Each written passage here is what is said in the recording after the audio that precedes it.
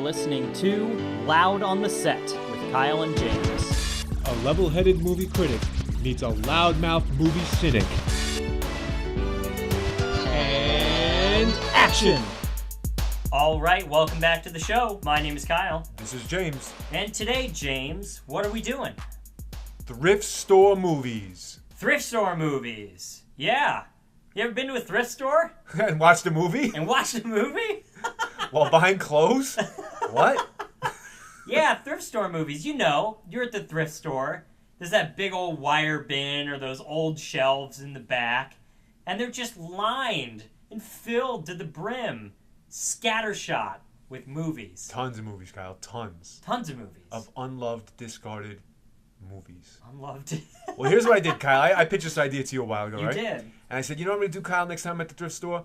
I said, I'm gonna hold up my pocket computer / camera / organizer / telephone. / and I'm just gonna tracking device. Yes. Yeah. Damn it.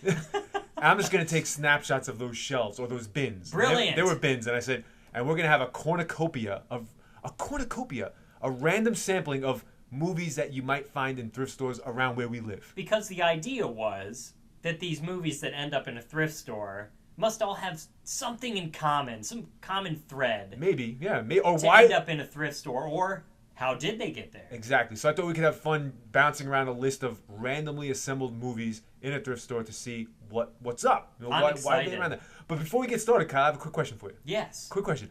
I heard you recently went to Inside the Podcaster's studio. I did. With George Brisk. I did. How's George? It was exactly as you described it. You know he still owes me money, right? He owes you money? Yeah, he did. I never got paid for that fucking disaster. My lawyers. It was really hot. Weird. I thought you were just exaggerating, and No. I listened to your interview as well, but I assumed there was some pre and post show activity that was going on. But yeah, he was straight weird. He asked me if we were gonna bring other people on his show, and I didn't make any promises. So. Andrea? Oh man. Josh? Jesus. Aaron? I don't know if we hate them enough to send them. All right. Anyway, maybe we will. Who knows? Why not? Maybe an April Fool's prank. All right, Kyle. So that's but we're here today for Thrift Store Movies, and a quick shout out to all my thrift stores out there and anybody that shops at thrift stores, because that's a way to fucking fight this fucking capitalist system that's just devouring the planet. Anti-consumerist all the way, baby. There's a form of recycling. Shopping at thrift stores is ecologically friendly. It's eco. It's environmentally friendly. But man, the fucking movies are still priced out of my range, man. You know what's funny? They are kind of steep, and Yeah. I noticed that as well. Most of my entire movie collection, Right. I would say, was purchased at half-price books. Not a thrift store per se, but a second-hand life store for movies and books and things like that. Yeah. So I've built quite a collection from there. I'm curious, what thrift stores you went to, or do you routinely go to? There's a few right here in the area of Goodwill, of course. And then there's one called Out of the Closet. We live in the Bay Area. I think we've said that before. So, and that's pretty much it. I got like 3 Goodwills all within reach, so I go to those. Excellent. But yeah, I mean, I don't know about half-price books, but for Christ's sakes, when I'm at the thrift store, sometimes I'm like, if this movie right now was like 50 cents or maybe 25 cents, I'd buy it and watch it tonight. Up, right? I'd fucking just be like, all right, sure, I'll take 5 movies tonight. But they're just expensive enough that makes me like do a double to, do I really want, this copy of fucking American Pie 2? A special for edition $3? DVD at a thrift store can run you like $5. Yeah, so I'm like, no. If they really wanted to move that shit off the shelves and free up some space in that thrift store, they'd put them at like really bargain, you know what I'm saying? But they don't, so I just pass them over, but now we're going to have some fun with it. Yeah, absolutely, because we took the photos. We took the photos. We know it's there. Yeah. And we're gonna run down our list here and see if we can glean some insight and comedy from this situation. All right, Kyle, take a look at what we got. What's your first comment? What jumps out at you in this thrift store sampling? So immediately, one of the things that I noticed about this was a lot of these movies are the type of film where the title or the impression that you got going in was not in any way how the movie ended up playing out. Interesting. So, for instance, something like, I don't know, Chasing Amy or Shaun of the Dead, these like really weird like genre mashup kind of films, independent kind of style films, you often see here because the cult following behind them is so strong. But a lot of people just hear the buzz about it, like, oh, Shaun of the Dead, cool. And then they pick it up or they get it as a gift or whatever, and then they have absolutely no interest in a weird buddy comedy about zombies in Britain and all that situation. So those were some of the first ones that stuck out to me. And, of course, there's always movies that have connection. I'm thinking Chasing Amy at this point, where somebody like Kevin Smith, you hear that name, and you see Chasing Amy, and maybe you don't recognize it, and you're like, ooh, interesting. And I bet you that movie has been in at least 5 different thrift stores that people have bought and turned in other places. Because it's a very strange, genre-bending, weird comedy drama about homosexuality and comic book artists. Yeah. And people see it once and they're like, okay. Yeah, that and then they're kind of over it. That girl's voice is so annoying. It makes the movie unwatchable to me. I've seen it once. I'll never rewatch it because I know that the whole movie's like, and then you fucking mind about my pussy. In fact, I would hazard to say that everybody's voice, all the leads in that, have the most annoying voice. Yeah, anyway. You've got Affleck in there and Jason Lee of My Name is Earl fame and all those folks. And they're all acting annoying and privileged and ignorant and just like yelling at each other the whole time. Yeah. I'm not a big Chasing Amy fan either. Yeah. I went through a quick Kevin Smith era and quickly cast it aside as well. All right, so that's why you think those movies wound up here. I think a lot of those, and you can see it repeat itself with films like American Psycho, The Departed, Moulin Rouge, Napoleon Dynamite, Dazed and Confused. All these movies where there's such a connotation or cultural infusion, and then people are like, oh, I want to be part of that, I want to be in the loop. And then they watch the movie and they're like, boy, Dazed and Confused wasn't the fun summer romp I thought it was. It was really just a boring movie about kids in high school living life and being stoned. Great. I like that movie. I agree with you about Napoleon Dynamite too. Like, I agree with you. By the way, this is we're looking at a list. Looking at our list. James took photos and we listed out the names of the movies in the photos. So if it seems like we're jumping around, it's because we're just looking at what the bins had. We're exploring. Napoleon Dynamite, very similar. I agree with you on that one. Good analysis, Kyle. Because what a meteoric rise in popularity, but then all of a sudden just all right, like. That moment passed, right? And if you weren't there and now you're trying to pick up on it, it's almost like it's out of touch and out of time, Exactly. You can't relive that Napoleon Dynamite cultural moment. Now it's just a weird offbeat comedy that you either are into that sort of thing or you aren't. Yeah. Ditto with Garden State. I see that. Oh, I see that in the absolutely. selection here, Garden State. It had that quirky moment. It captured that quirky moment of that guy. What's his name? He fucking went on to Scrubs and all that, right? Anyway, you know what I'm talking about. Zach Braff. Yeah. And Natalie Portman, but it's just that moment, and it's like, no lasting power. And then that moment got evolved into things like The Office and those other shows where it was like the offbeat characters were the big heroes and found love and success through offbeatness. All right, Kyle, I'm gonna something else. I'm looking at what our sample of here. I see in the bin, Kyle. I see in the bins. Super Size Me, Bowling for Columbine, March of the Penguins, Winged Migration. I lumped this all into my discarded documentaries, right? It's always a little bit sad to me because these things were intensely popular when they came out, and they had a societal impact for a moment, and it didn't last.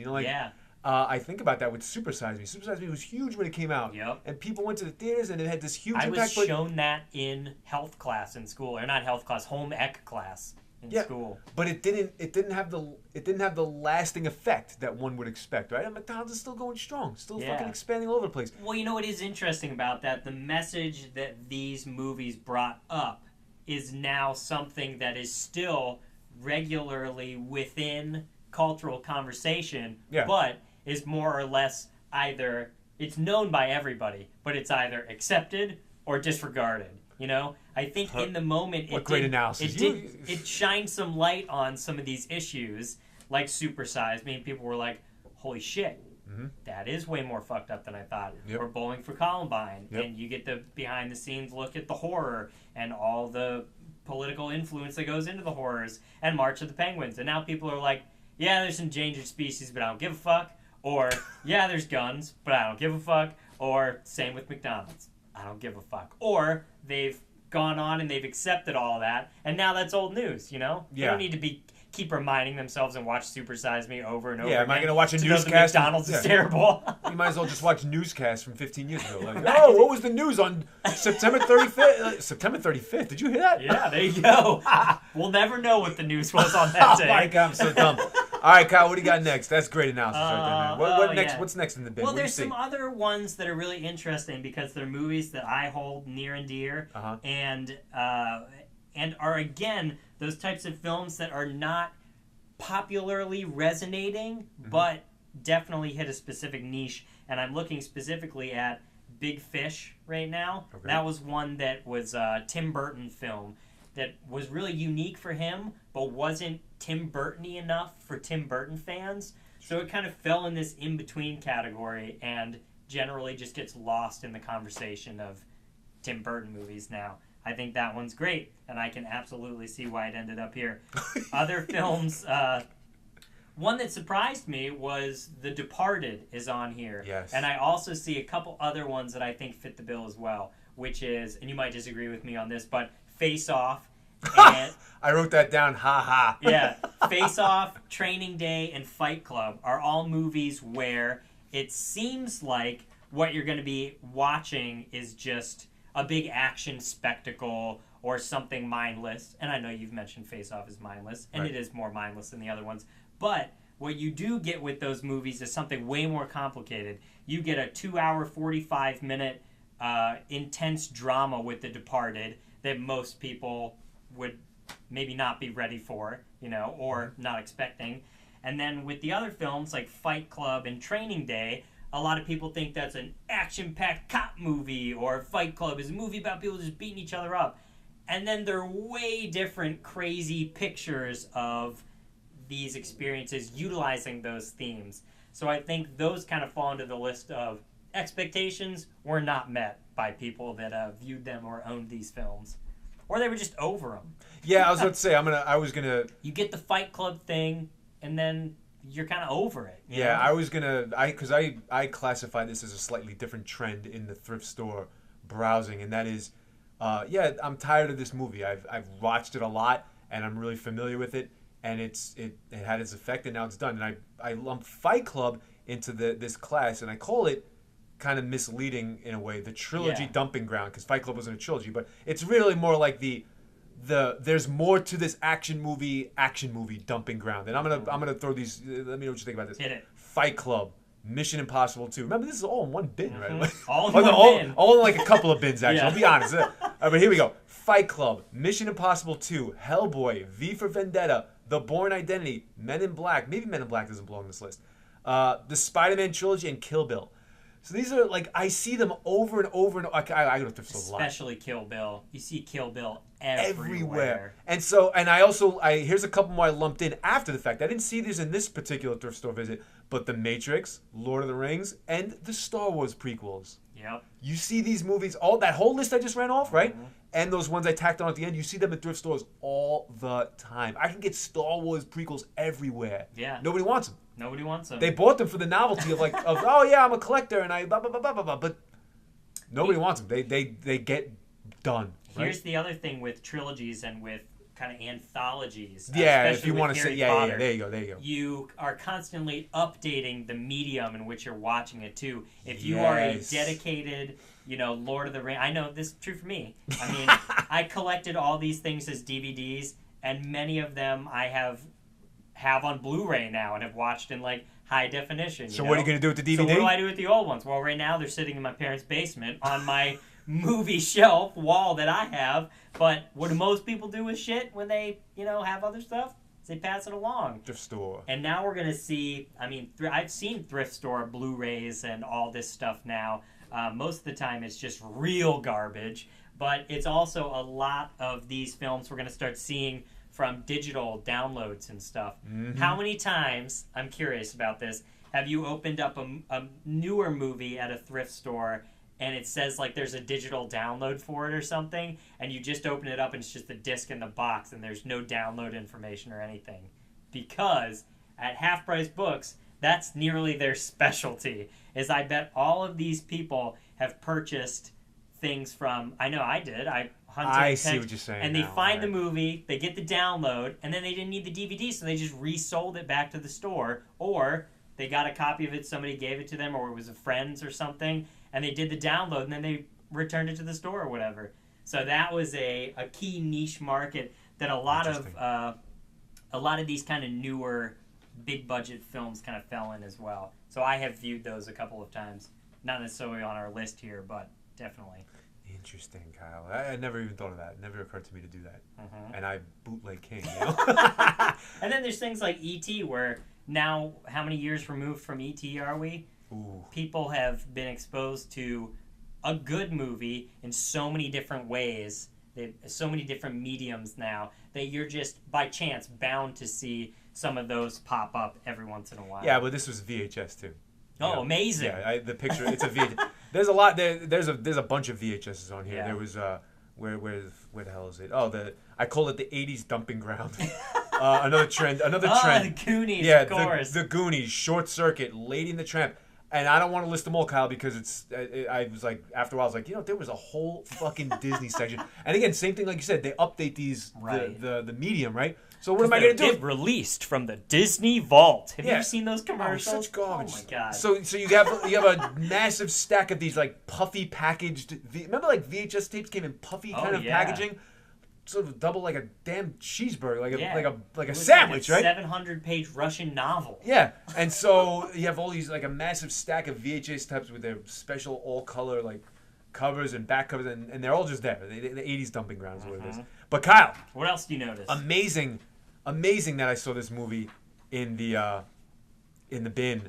Speaking of the 80s, Ferris Bueller's Day Off. Ferris Bueller? Who How would could part with anybody that? give that up? The only excuse would be is if you do in fact buy like the latest version, right? Like, or you've seen it so many times that when you just close your eyes, you see it, and you don't even need a copy of it anymore. Kyle, when I saw that in the bin, I had a flashback, man, to one of my favorite scenes. Oh my god! I wonder if you're gonna say the same one I'm thinking of. We got the clip. Should we just play the clip? Yeah, we got the clip. We haven't played a clip in a while. Yeah, we have. Let's play the clip. Let's roll it for him. Here, so this is James's favorite clip from Ferris Bueller. I wonder if it'll be the same one that I have. Ed Rooney. Ed, this is George Peterson. How are you today, sir? Well, we've had a bit of bad luck this morning, as you may have heard. Yeah, I heard, and man, I'm all broken up. Oh boy, what a blow. Yeah. Well, it's been a tough morning, and we got a lot of family business to take care of, so if you wouldn't mind excusing Sloan, I'd appreciate it. Yeah, sure. No, I'd be happy to. Yeah, you just produce a corpse, and I'll release Sloan. I want to see this dead grandmother firsthand. Ed? It's all right, Grace. It's Ferris Bueller, the little twerp. I'm gonna set a trap and let him fall right in it. Ooh! I'm sorry, Ed. Did you say you wanted to see a body? Yeah, that's right. Just roll her old bones on over here, and I'll dig up your daughter. You know that's school policy. Oh. Was this your mother? No, my wife's mother. Ed Rooney's office. Hi, this is Ferris Bueller. Can I speak to Mr. Rooney, please? Thank you. Hold. Tell you what, dipshit. If you don't like my policies, you could come on down here and smooch my big, all-white butt. Ed! Pucker up, buttercup. What? Ferris Bueller's on line 2.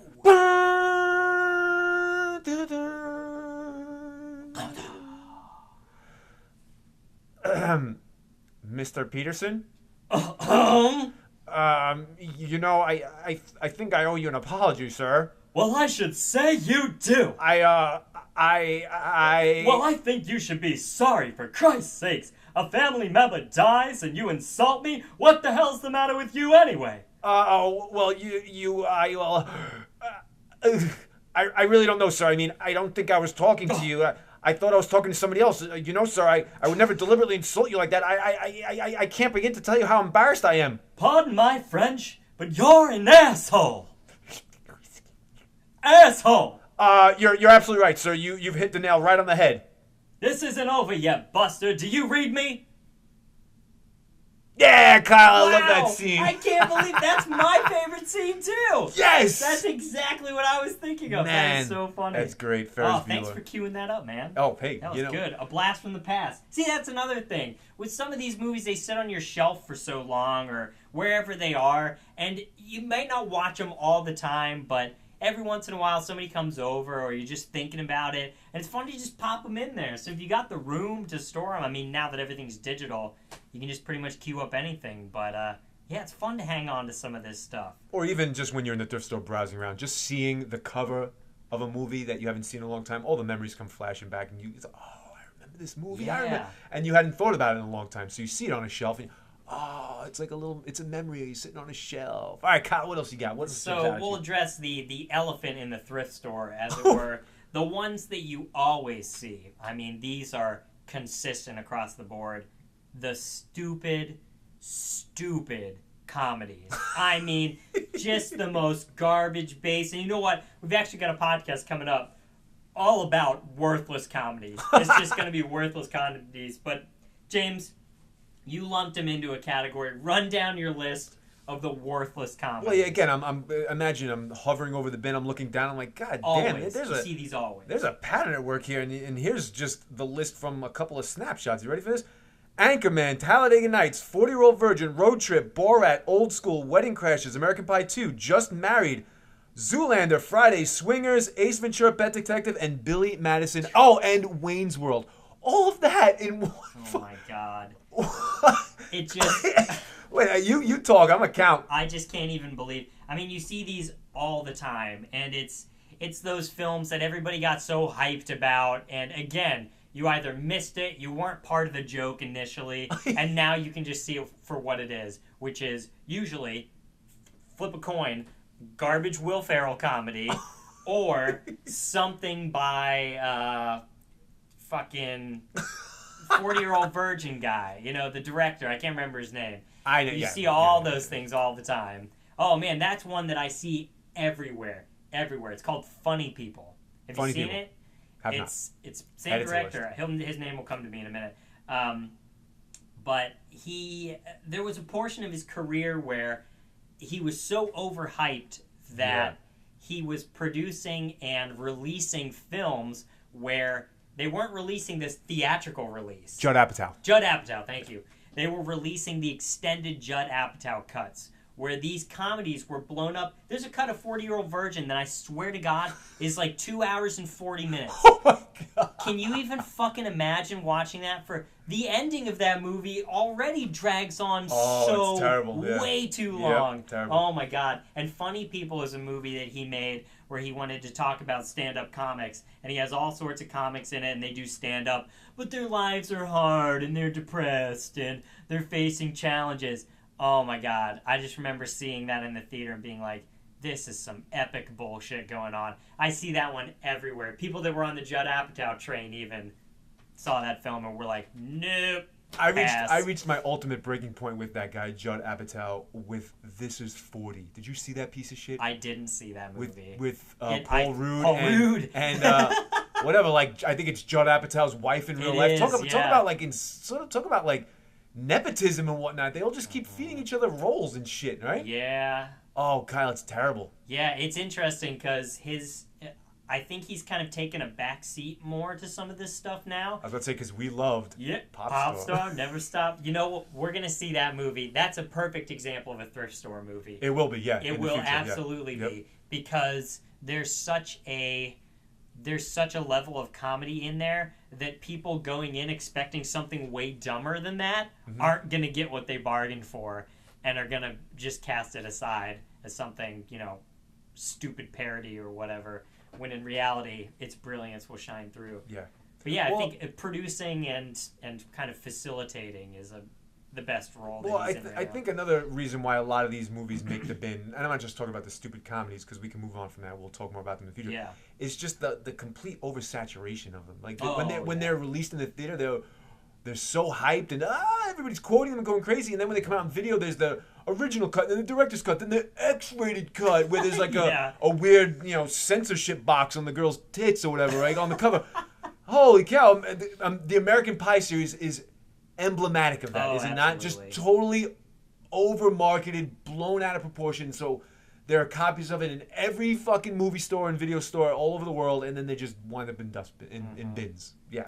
It's almost like the cultural experience of these movies builds them up so much so that actually seeing the film wasn't anything special, but seeing it with your peeps and talking to people about that one scene that was funny, or Yeah. did you see Will Ferrell's Saturday Night Live? Oh my god, it's so funny. And then you just get to talk to people and shoot the shit and say funny one-liners from it when the rest of the movie's a piece of crap. Yeah. And anybody going into it outside of that immediately is doused with it. Yeah, so is it a timeless piece of art that you should have on your shelf for all time and pass it on to your kids? No. No.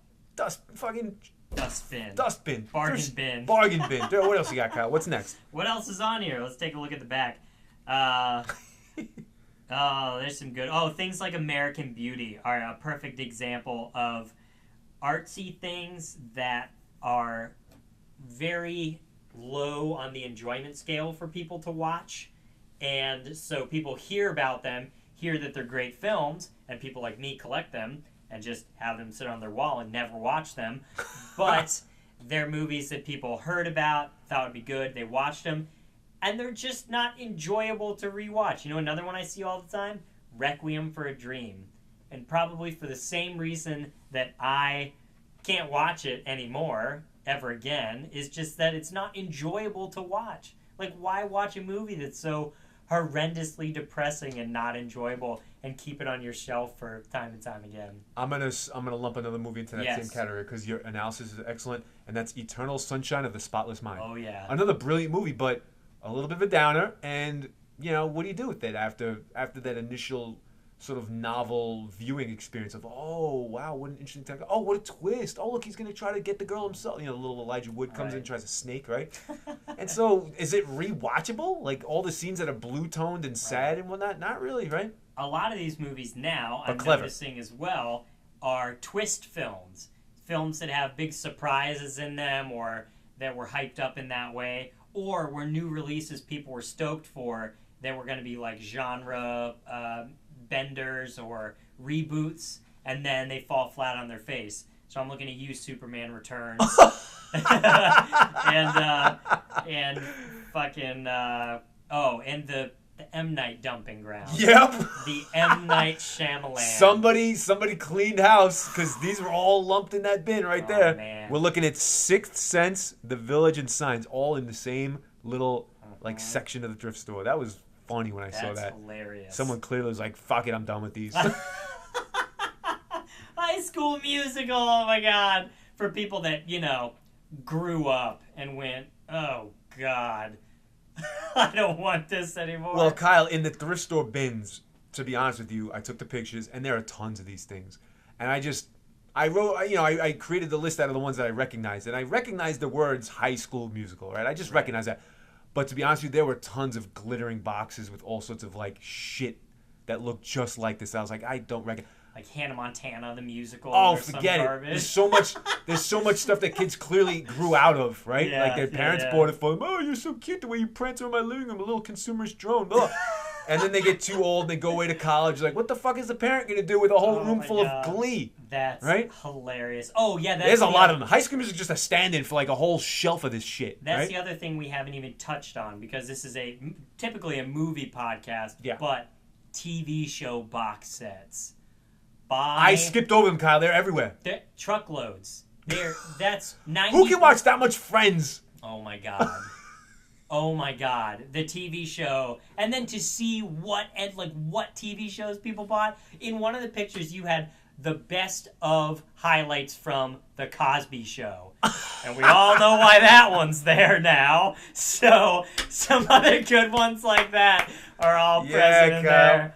Oh, my, yeah, man. we mentioned that guy Zach what's his name? Zach Braff. I've seen bins full of Scrubs. Scrubs. Like, who the hell even watched Scrubs in the first place? Scrubs is was like the last of the sitcoms, right? Weirdest show I've ever seen. I never got into it. I've watched random episodes all over the place, and for those of you out there, I've watched it from the beginning as well.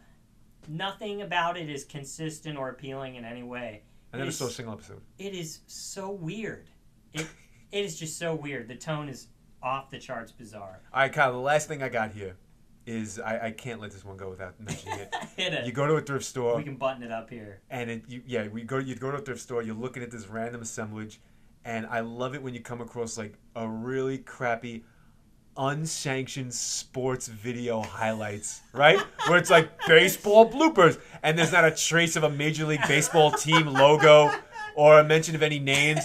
The pictures are like generic players with no identifiable features, right? Looks like it was printed off a computer and just slid into the like DVD jacket. I used to get those as Christmas gifts from my aunts. I'd be like, you get so hyped, like, yeah, I love bloopers, right? Because this is before the internet. When I was a kid, you couldn't just type into YouTube bloopers and watch them for hours on end. Yep. You had to like have it. Somebody had to do the work of making and editing and compiling these, and people went and did them on like, I don't know, like bootleg style or just shit style or like high school footage style. Oh, have you ever gotten one of those? I've never gotten one, but I have seen them. Oh my God, they're so disappointing. That is so Hockey's funny. greatest fights. You pop it in and it's like and they're bookended between like an ESPN 30 and 30 on like each side. Yeah. And they're trying to make it like look good, you know, like it belongs there. Oh God. That's It's in funny. one of the pictures that I looked at. I pick it up, it's like just a baseball player with just a blue hat on.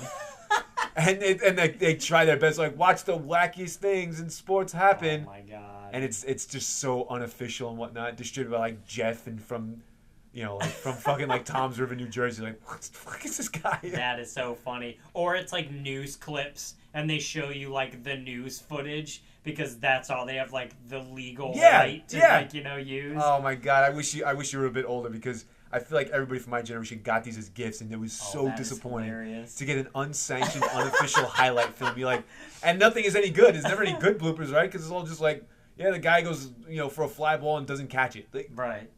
Oh, and there's always like weird star raps and what do they call them? Like star wipes. Star wipes and like things, all sorts of weird like somebody transitions. was using like my first, you know, video editor on their computer.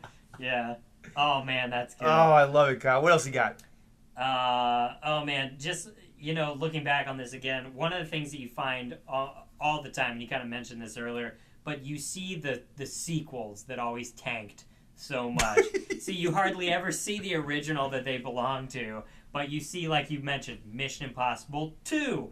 You see, like, the Men in Black 2 and 3 and all those, and I just it's so fun to go back and look at some of these that you have on this list because they are the exact same ones you see every time. Like, what's the niche genre for people that kept and hung on to films like Frost Nixon or The Devil Wears Prada? Like, what? The one Nixon historian out there that's like, what a good dramatic interpretation of the meeting of these two people. God. It's so great. God, that's great, Kyle. People that saw it in the theater and then somebody said something about it and then they end up with it and they're like, no, I never realized I never wanted to watch this again. You know what's funny? You bring up the Frost Nixon because it is here in the photo. It's on the list. Is I remember the previews for that. They made it seem so intense and whatnot. But then when it's one of those things that the previews are so misleading because you see the preview. Wow, it looks like a good movie. Holy shit! Most movies look good in the previews. They do a good job. And then you think about it like 5 minutes later. I would never go fucking see that. And I saw that on DVD, and it was Frost Nixon. That's all I can say about it. It was exactly what you'd expect it to be. You know, Ron Howard tried to build drama out of a sit-down conversation with Nixon. I know it's based off of a stage play, which I bet is probably interesting and puts a lot more into it, but it was all just to put people in makeup and be like, wow, it's like they're really here. We're doing it again. All right, last thing, Kyle. This Last is my last thing. I thought it was my last thing a second ago, but here it comes again. Hit it. Because it's another dumping ground. Yes. And that is the late 90s, early 2000s hot girls and pretty boys movies. What do I mean by that? God. Here we go, Kyle. Cruel Intentions. Oh, man. Bring It On. Scream 2 and Pitch Perfect. Pitch Perfect's a little bit later on, but you get the idea. Yeah. Step Up. You know, all Yeah, those yeah, dance Bring It On. movies. I'm dancing right now. You can't see it. They're all there because, again, it's like they just have such limited shelf life, don't they? Like, it's such a phase, you know? Then some of those that are just so bad, but they're so, like, I've used this word so many times, it's cliche now, but they're so niche that somebody buys them for somebody who's, like, likes breakdancing or something. And then they're, like, stuck with this Christmas DVD gift garbage of Breakdance, the movie Throwdown. You know? were in choir, so I bought you Pitch Perfect, don't you? Remember when you were in acapella? Yeah, somebody joins the acapella team for like in September for the new semester of school. And everybody gets a copy of Pitch Perfect. Yeah, and then next thing you know, every gift for Christmas is like, oh, here's your fucking book on how to be a better acapella singer. Here's that funny movie that pokes fun at. Oh, Kyle, you're really good at this shit, man. This is great. Wow. You know, we'll revisit Thrift Store Movies again. All right, good. See if we can dig up some more mysteries about them, and bring them to you. Because where else can you find Space Jam next to Frost Nixon? Where else but a thrift store? Take us home, Kyle. And with that, we're out of time. Thank you all so much for listening. Loud on the Set with Kyle and James. You can check us out on YouTube and iTunes. Anywhere you find podcasts, we are there. Send us some email, loudontheset@gmail.com. We'd love to hear some of your favorite thrift store movies, the ones you see most frequently, or the ones you think belong there. So let us know what you think. Go watch some of your good old-fashioned DVDs and have a great time. See you later. And cut.